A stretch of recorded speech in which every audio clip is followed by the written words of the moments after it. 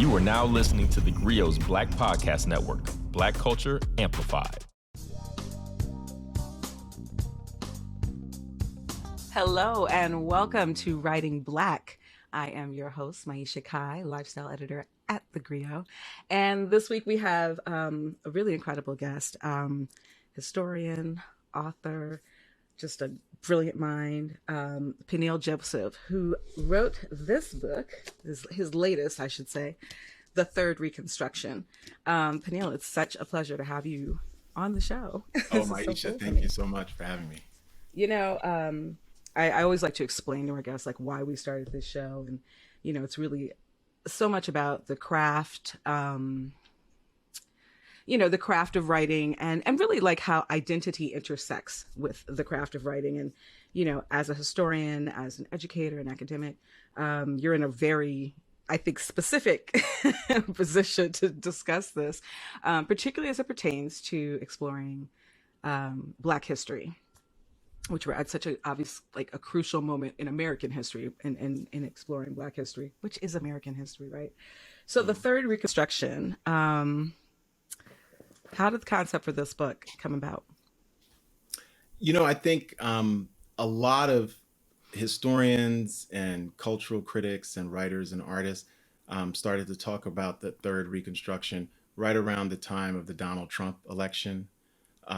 Reverend William J. Barber has his own Third Reconstruction book talking about moral Mondays and sort of how the country needs to go back to its commitments to Black people that have always sort of been expressed commitments, especially since the Civil War, but not actually commitments that have been guaranteed, right? So you think about Jim Crow segregation, you think about the abuses against Black women, children, men, just chronically, even after the first Reconstruction.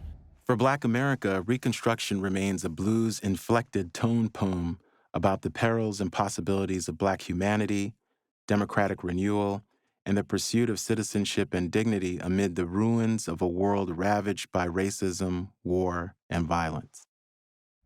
So I think, like many folks, I as a historian, thought about Reconstruction, both the second Reconstruction. My mentor, Manning Marable, the late historian at Columbia University, had written a book called Race, Reform, and Rebellion, Black America's Second Reconstruction.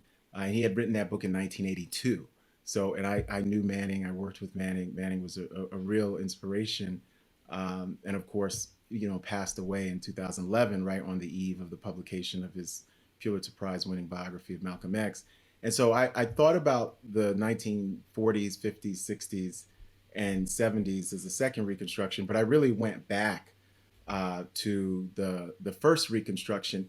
And so in a lot of ways, this book grows out of that, grows out of like sort of, and these are, you know, technically when I went to graduate school, my fields of expertise were sort of like Black history, 1865 to the present, Black feminism, which is really there in the book, which I had the opportunity to take with Sonia Sanchez, and then, you know, sort of, you know, Black political intellectual history and social movements, and also comparative Black nationalism. So I was always very interested in Africa and the Caribbean. I'm Haitian, so I was always very interested in that.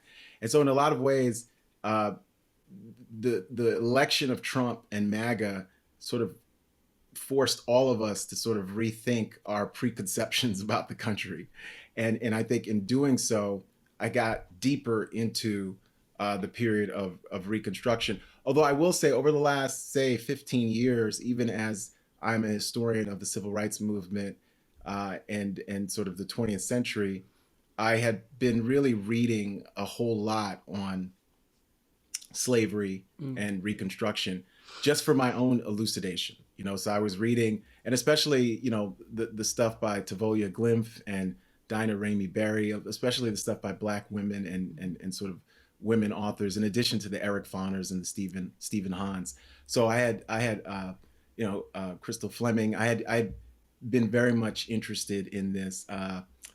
Crystal Feimster. There's just so many different folks who have influenced me and influenced sort of not only,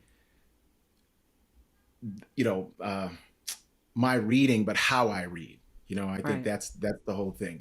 Like how I read has really changed in that way because of the influences of the authors who I read. I love that. I don't think, we talk a lot about how we write on this show, but we don't talk a lot about how we read. So I actually love that. Um, can you get a little more specific about that? How has it changed? How are you reading now?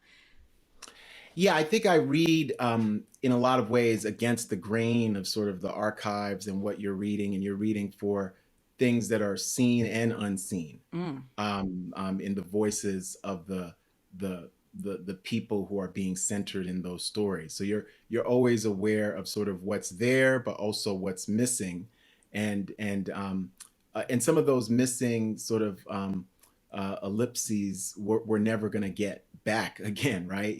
They're permanently gone. Some of it we could sort of imagine and conjure, and I think that's what's so good about sort of being in the space of Black feminism, student of Black feminism, reading alongside within the context of the Black radical tradition. And I've been, super fortunate to be on that journey for decades and decades. So I've been able to just read extraordinary work, but that has helped me read and interpret differently, and I think that in a way, the book is a product of that in terms of, and I think I was always wanting to come out with a book like this, but it's very hard. Not everybody has the genius of some of these, writers and these authors who you read and admire, hmm but what they do is, you can't do. So you're trying to do it.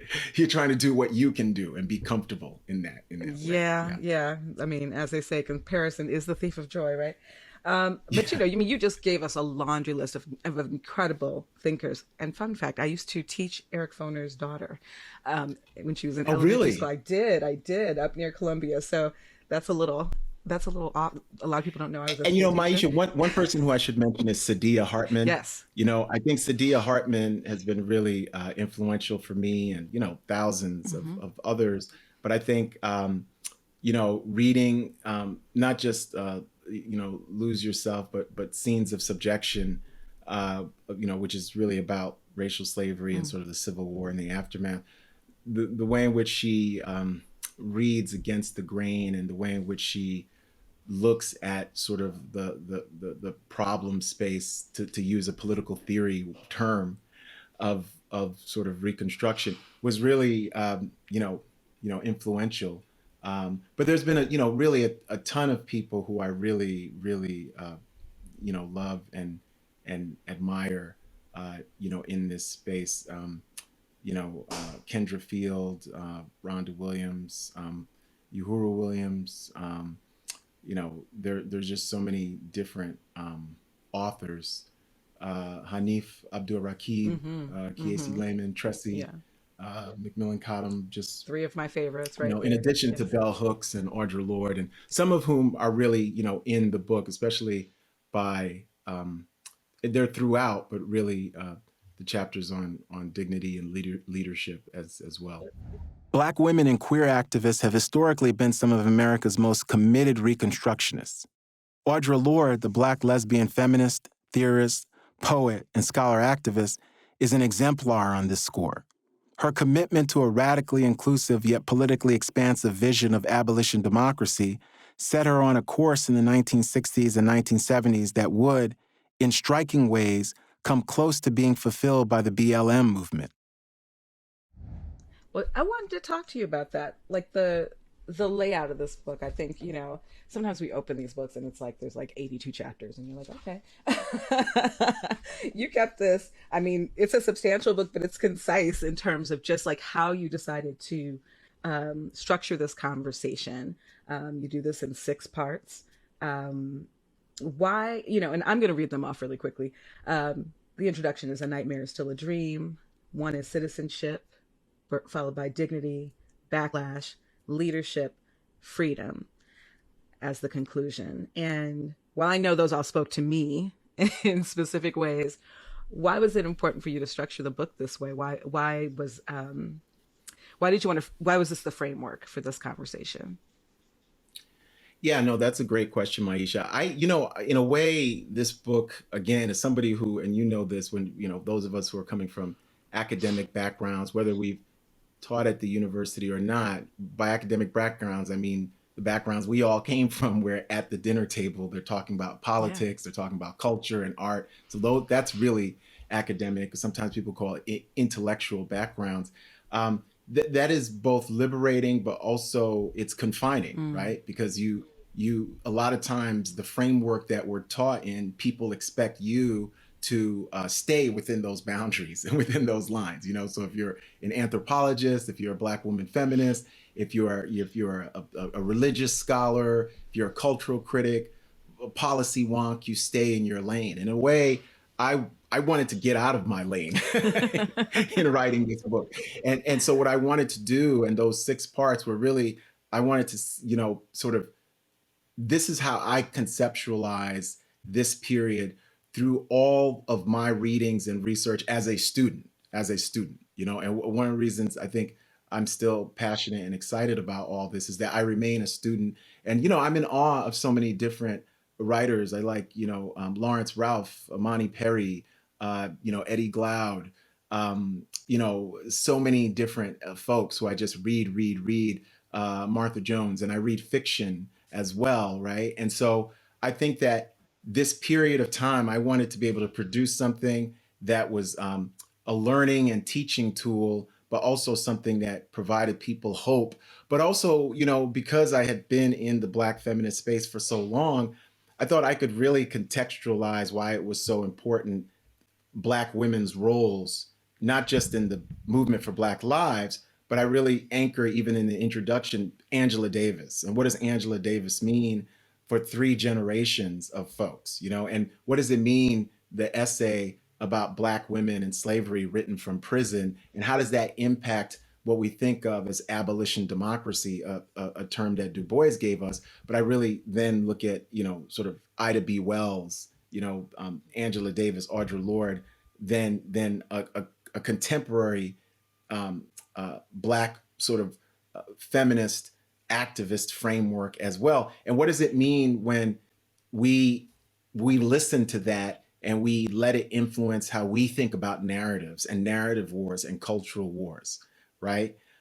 So I wanted to thread that together, where you get Stacey Abrams and Amanda Gorman, but also Ida B. Wells and Audre Lorde, Ruthie Gilmore, Kathy Cohen, all at the same time, and how that threads through these 3 periods of Reconstruction, and the kind of, I think, really transformative hope that gives.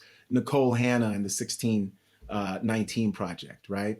And so, so I was really happy to be able to do that, because in a lot of ways, as a writer, so much of that has always been in my head, and it becomes, you want to get, as you want to get it out. Yeah, So you yeah. I have mean, room for other stuff. I've often heard it said, and I've often said myself that, great writers are often great readers. I mean, well, they almost inevitably are great readers. And we will be right back with more Writing Black. Introducing Dear Culture with Panama Jackson on the theGrio Black Podcast Network. Bring your friends for the shenanigans and stay for the edutainment as Panama debates culture wars, Janet Jackson versus Michael, Black fashions, Black mendations, and everything Black. Listen today on the theGrio mobile app for all the Black culture conversations you don't want to miss. Also available wherever great podcasts are heard.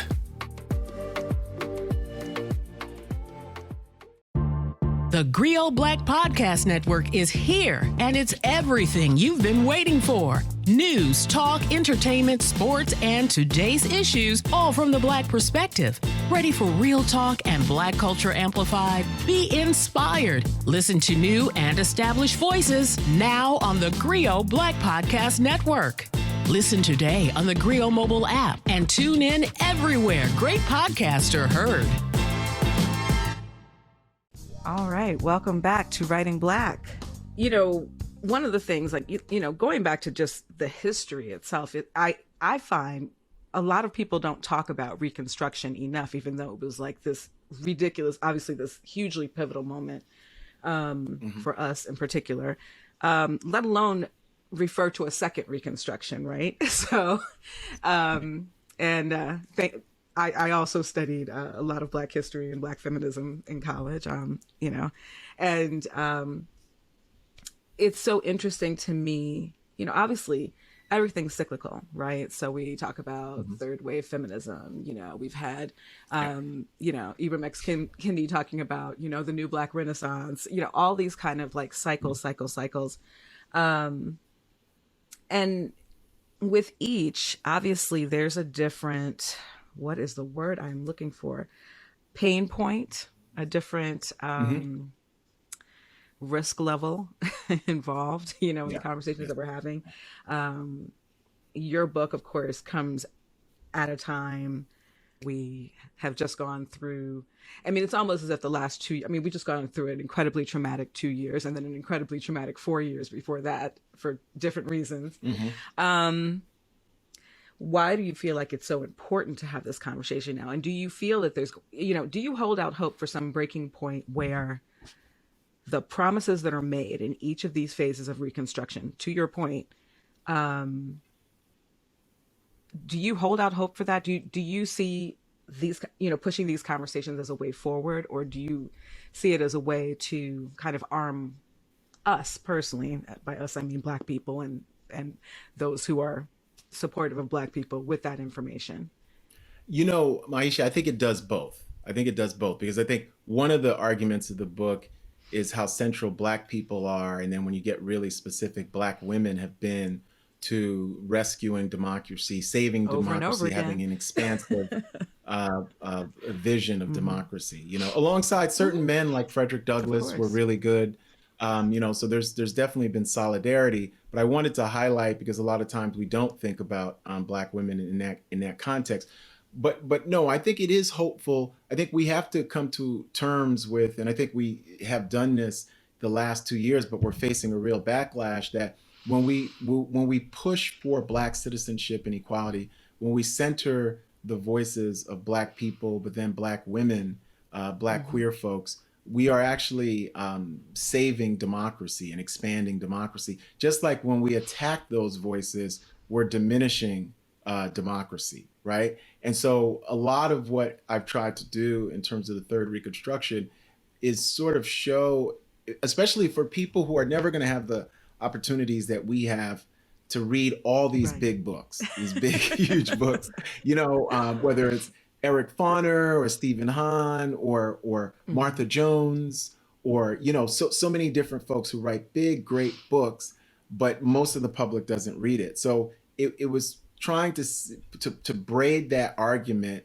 in a concise way that shows why it's so pivotal, and also push back in the sense of, you know, when I look at Reconstruction from 1865 to 1898, following people like Martha Jones and others, you know, I talk about, you know, Black women's centrality to that period, you know, and to the politics of that period. I center Ida B. Wells as really more than just a criminal justice reformer, but really this person who's a democratic visionary, small d democracy, who's an activist, who's a social scientist, who's a data collector.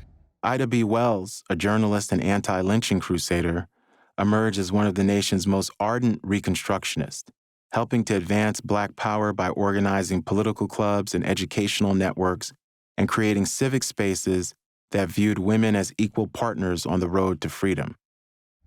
You know, I do all of that to sort of show that, you know, the stories we tell, it's kind of like you see Hamilton, and I've seen Hamilton with my daughter and all this stuff. The $10 founding father without a father got a lot farther by working a lot harder, by being a lot smarter, by being a self. We put Black actors in Hamilton, but a lot of times we won't talk about our own Black founding mothers and fathers. You know, where we don't have to invent Ida B. Wells. She existed. Well, right. I was going to say, where's the Ida B. Wells? Maybe I need to write the Ida B. Wells musical.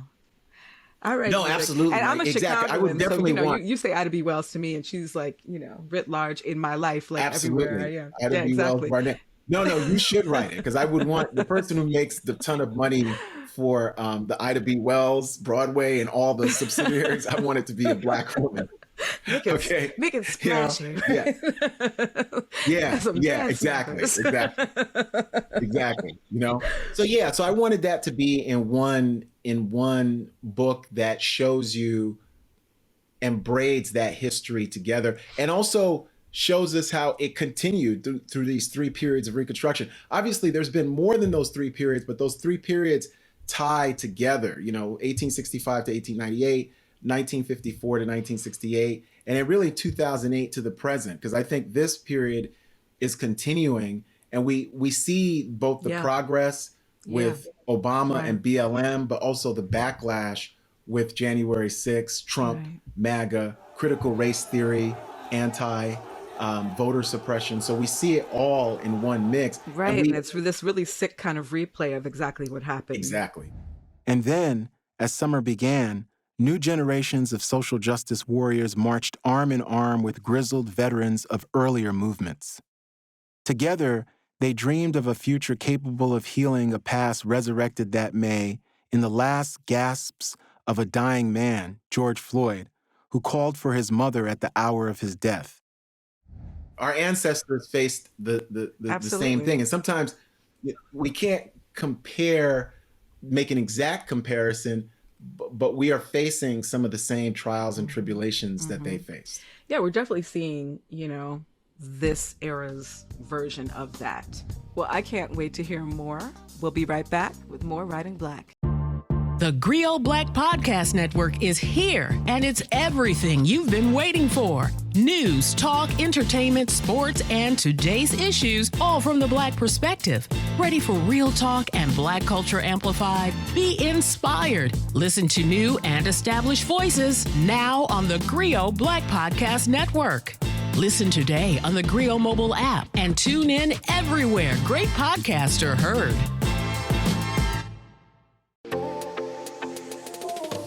Introducing Dear Culture with Panama Jackson on the GRIO Black Podcast Network. Bring your friends for the shenanigans and stay for the edutainment as Panama debates culture wars, Janet Jackson versus Michael, Black fashions, Black mendations, and everything Black. Listen today on the GRIO mobile app for all the Black culture conversations you don't want to miss. Also available wherever great podcasts are heard. And we are back with more Writing Black. And now it's like you start to think about things like, so how would that same backlash, how does that manifest now in terms of, a diminishing populace or a threatened populace trying to control or contain or suppress, other voices? And I'm like, does that look like, a cyber thing? Does it look like, what does that look like now? Which is terrifying. Absolutely. That's terrifying to look over your shoulder. Oh no, it is terrifying. Maiysha, it is terrifying. I always tell my students now that I teach at University of Texas that, for those of us who used to imagine, what would it be like to have lived back then, whether it's the 1960s or the 1860s, you're in it. You're in it right now. And things have gotten so bad when we think about voter suppression and legislation to prevent folks from teaching about Black feminism and Black history and slavery that, anything is possible in a negative way, although anything is also possible in a positive way. But the election shenanigans, accusations of Black voter fraud, this was happening in the 1860s. As early as 1866 and 1868, Black folks are getting an opportunity to vote even before the ratification of the 15th Amendment. And there are allegations of voter fraud. There's violence against Black people going to the polls, which is why so many have to organize basically a martial, military, paramilitary style movement, which includes Black men and women to protect themselves in the polls. And we're, victims of violence in Georgia, Mississippi, Texas, throughout the Confederacy for not just exercising voting rights, but also for building up Black churches, Black schools, the kind of civics that we had manifested. I mean, South Carolina, we were majority Black in South Carolina. If things had been allowed to progress, we would have had a Black governor in South Carolina, 2 Black senators, Yeah. Mississippi, we were 60% of over 26 of the 70 something counties, and we were running local places in Mississippi. And I will have to say, and I sort of show this in the book with the backlash chapter. One thing people don't understand is that when we think about Jim Crow segregation and what happened to us, we were overrun by overwhelming numbers. So we fought, and we organized in the hundreds, sometimes single digit thousands in local municipalities. We were overwhelmed at times by forces in the 10,000s of militia, of violent terrorists, of government sanctioned violence, police officers. Yes. Government state sanctioned violence. Yeah. So one thing I wanted to show too is that we have been consistent, and we haven't been cowering. We haven't been cowards. We've just been flat out outnumbered, and we weren't out organized. We weren't out hustled. We somehow were not lazy and didn't work hard enough for freedom or to protect our freedom. There's not much you can do if you're one person or even 100 and there are thousands out there armed with guns. You're not going to win that. You're just not going to win it. And so that's what we were up against during Reconstruction. And we still managed to have archipelagos of freedom and sort of wealth and justice that we managed to carve out for ourselves as well. Well, that's a lot to think about. We'll be right back with more Writing Black. Introducing Dear Culture with Panama Jackson on the GRIO Black Podcast Network. Bring your friends for the shenanigans and stay for the edutainment as Panama debates culture wars, Janet Jackson versus Michael, Black fashions, Black mendations, and everything Black. Listen today on the GRIO mobile app for all the Black culture conversations you don't want to miss. Also available wherever great podcasts are heard.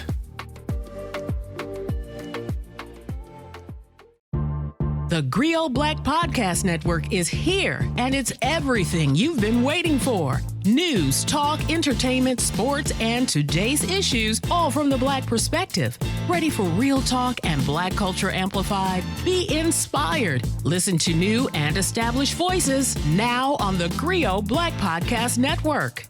Listen today on the GRIO mobile app and tune in everywhere great podcasts are heard. And we are back with more Writing Black. When you talk about like the population and just those ratios there, what do you think of the reverse migration movement in terms of people? I mean, you're in Texas, right? So yes. What do you think of that? It has been argued. I'm thinking of Charles Blow off the top of my head. He's not the only one, but Charles Blow, it has been argued that we should consolidate, right? That we should move south and make it happen. But it's like, I talked to my partner and he's like, no, we're not doing that. What do you think of that? From a historical perspective, because I do think that there is a really interesting argument there. Yeah, I think there is an interesting argument. I think the South is always going to be, in a way, Black people's homeland. And I'm from New York City by way of Haiti. So that's a deeper South when you get to Haiti and Cuba and other places. I think that Black people are always moving where they think the opportunities are. And I think that what's happened with the gentrification of the cities, or the sort of colonization of cities and urban areas, is that Black people have been pushed out. A lot of people don't understand that the reason they're able to be pushed out is a lot of times we're not able to own land and own homes. And even when we are, I can think about East Austin, the east side of Austin.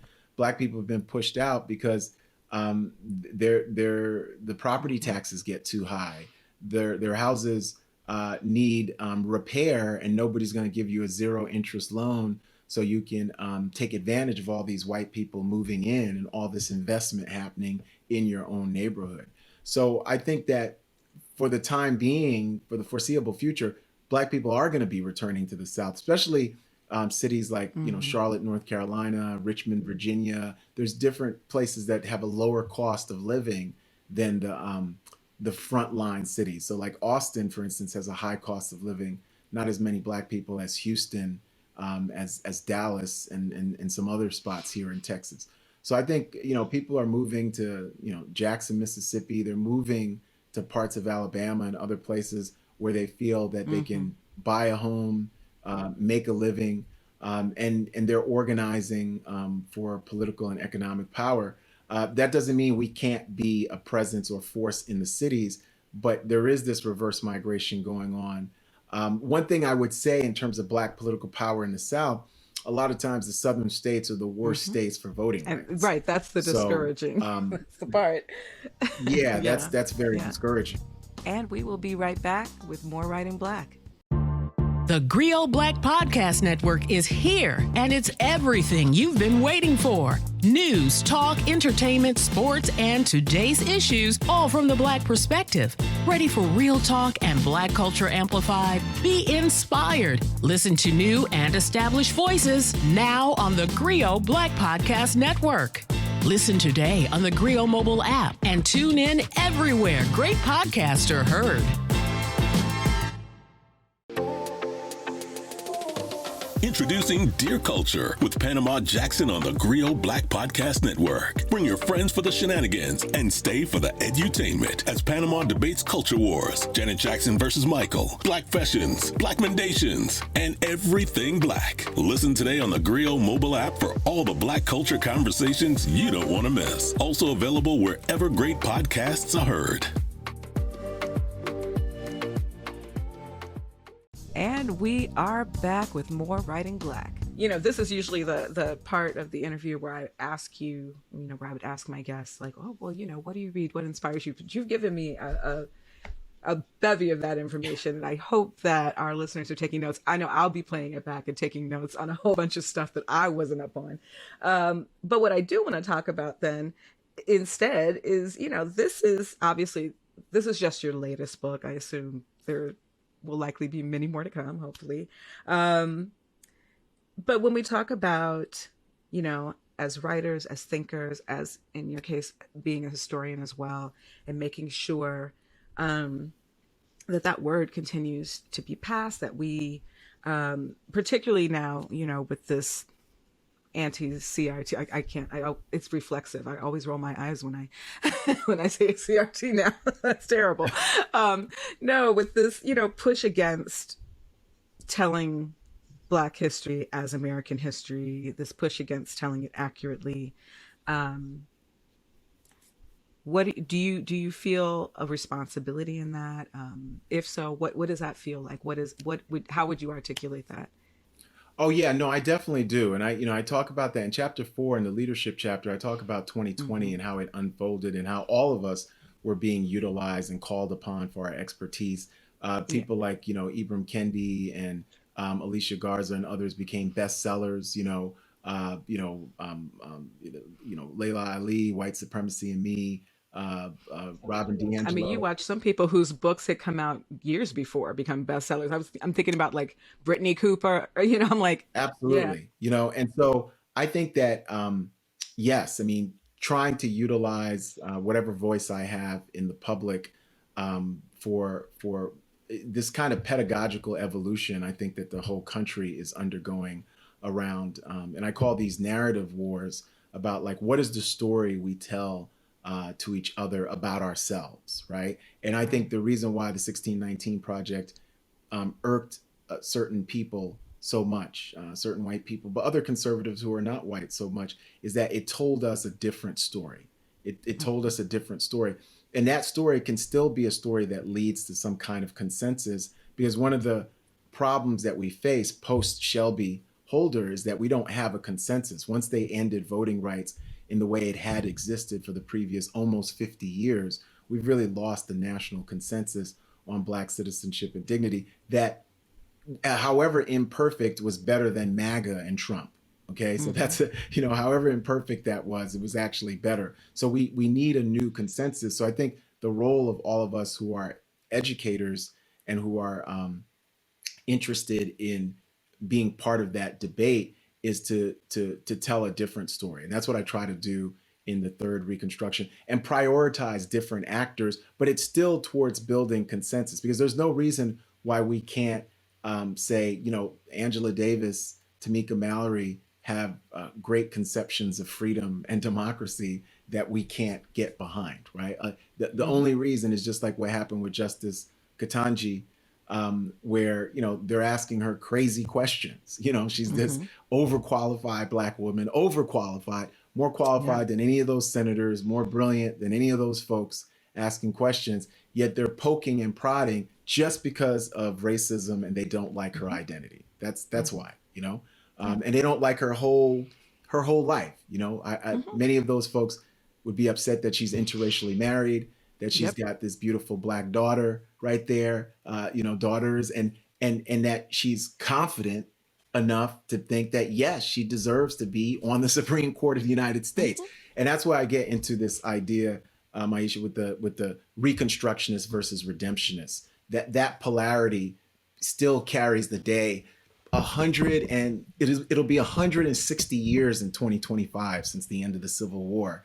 And really 160 years later, the country is divided between Reconstructionists and Redemptionists. The silver lining is this: there are actually more Reconstructionists than ever. That's the truth. In another historical context, if we pitted Trump against Biden, Trump would have won decisively.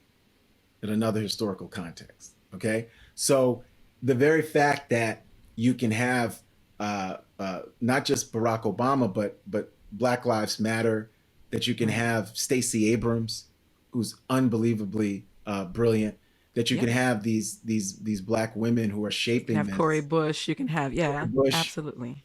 It's remarkable, and that should give us hope, even as we know that there's this anti-democratic oligarchy. There are racists, there are white supremacists who want redemption to win the day.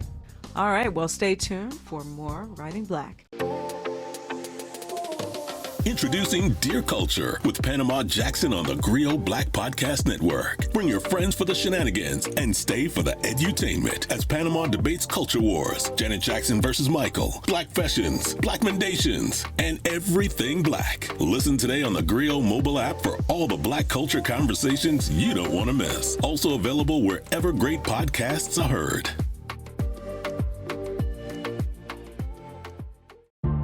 The GRIO Black Podcast Network is here, and it's everything you've been waiting for. News, talk, entertainment, sports, and today's issues, all from the Black perspective.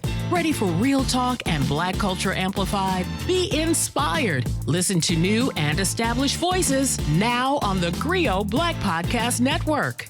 Listen today on the GRIO mobile app and tune in everywhere great podcasts are heard. All right, welcome back to Writing Black, the Third Reconstruction, America's Struggle for Racial Justice in the 21st Century. I'm looking forward to finishing this book. Because I admit I did not finish it yet. No, thank you. I understand people are overwhelmed. But what one book, Maiysha, that I didn't say I love is Heather McGhee, The Sum of Us. Say it again for me. Heather McGhee, The Sum of Us. The Sum of Us? It's called The Sum of Us. Yeah. Heather McGhee, The Sum of Us. Black woman. Yeah, it's everybody should read that. It's really talking about how racism impacts all people and why we can't have nice things because of racism. Great book. Yeah. Oh, that's a really whole other conversation. Yeah. We'll have to have you back for why we cannot have nice things. Peniel Joseph. Racism. Thank you. Because of racism. Yeah. Right. Yes. And sexism too. And sexism. Yeah. Queerphobia. And all homophobia. Those things prevent us from having nice things. Right. All of it. Yeah. Peniel Joseph, thank you so much for joining us on Writing Black. This was a really, really great conversation. I have to say, on a personal note, this brought me back to I felt like I was back in the classroom at Sarah Lawrence with, I don't know if you know Kamosi Woodard, but I just felt like I was back there. Yeah, Kamosi is a friend. Yeah. Yes. And I just was like, brilliant. Yeah. Brilliant man. I'm so blessed to have studied under him. So I have to say, thank you so much for that, because it was just very affirming. And I hope that our listeners feel the same. I enjoyed it. And we will hopefully have you back, because you are prolific, my guys. So hopefully we'll have you back. And we will be right back with more Writing Black. The GRIO Black Podcast Network is here, and it's everything you've been waiting for. News, talk, entertainment, sports, and today's issues, all from the Black perspective. Ready for real talk and Black culture amplified? Be inspired. Listen to new and established voices now on the GRIO Black Podcast Network. Listen today on the GRIO mobile app and tune in everywhere great podcasts are heard.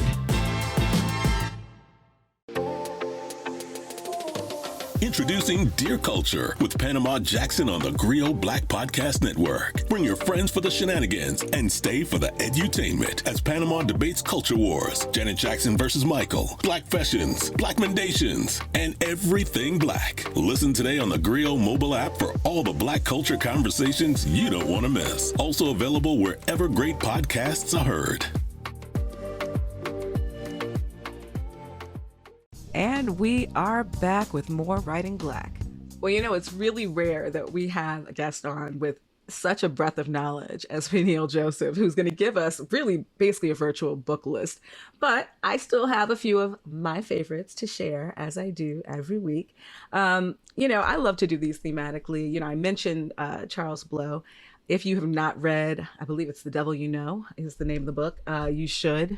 That was really what I was basing our conversation on reverse migration on. But also, you know, How the Word Is Passed by Clint Smith. This was a bestseller. A Reckoning with the History of Slavery Across America.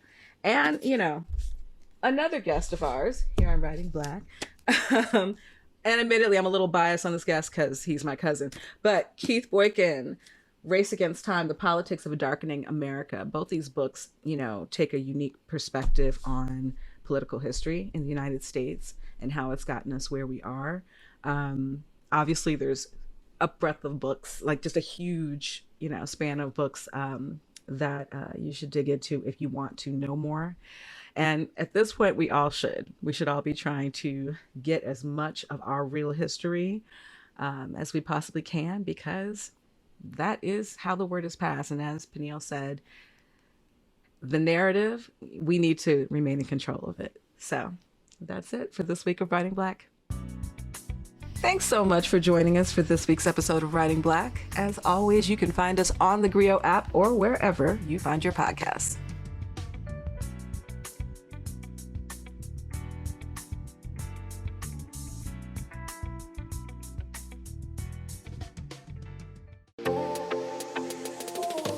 Introducing Dear Culture with Panama Jackson on the GRIO Black Podcast Network. Bring your friends for the shenanigans and stay for the edutainment as Panama debates culture wars, Janet Jackson versus Michael, Black fashions, Black mendations, and everything Black. Listen today on the GRIO mobile app for all the Black culture conversations you don't want to miss. Also available wherever great podcasts are heard.